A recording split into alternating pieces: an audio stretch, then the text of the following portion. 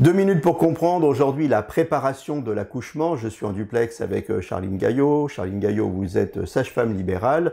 L'accouchement, c'est essentiel de bien le préparer pour se donner toutes les chances que ça se passe bien. Effectivement, donc la préparation à la naissance est faite pour ça, pour se préparer. En réalité, si on veut rentrer dans le détail, le vrai terme, c'est préparation à la naissance et à la parentalité. En fait, le but, c'est vraiment de se préparer à l'accouchement, certes, mais également à la suite au postpartum, au fait d'être parent. Donc cette préparation à la naissance n'est pas obligatoire, elle est quand même vivement recommandée, et que ce soit le premier enfant ou qu'on ait déjà eu des enfants. Cette préparation, elle peut être faite à l'hôpital avec une sage-femme ou avec une sage-femme libérale. Et il existe, on va dire, deux grands types de préparation à la naissance.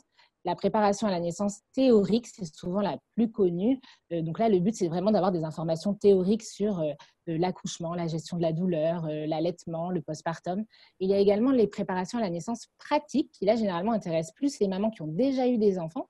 On va apporter plus des clés pratiques pour bien vivre la grossesse, l'accouchement et l'après, la gestion du stress, les douleurs, etc. Et donc, on peut faire, par exemple, du yoga prénatal, de la sophrologie, de l'hypnose, de la préparation à la naissance en piscine, du chant prénatal. Il en existe plein. Et ça peut être intéressant, du coup, même pour les patientes qui ont déjà eu des enfants, parce que souvent, elles pensent qu'elles n'ont plus rien à apprendre, mais la préparation à la naissance, c'est aussi un temps pour soi et pour cette grossesse, pour se préparer à nouveau devenir parent et prendre du temps pour soi. Ça fait toujours du bien, qui plus est quand on a déjà des enfants à la maison.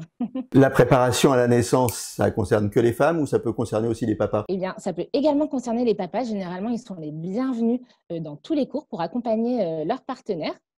Ils sont généralement les bienvenus. Il y a parfois même des cours spécialement pour les papas pour qu'ils puissent être entre hommes et poser toutes leurs questions. Voilà, préparez-vous à l'arrivée de cet heureux événement. À très bientôt. Nos émissions vous plaisent, alors aidez-nous à faire grandir la chaîne.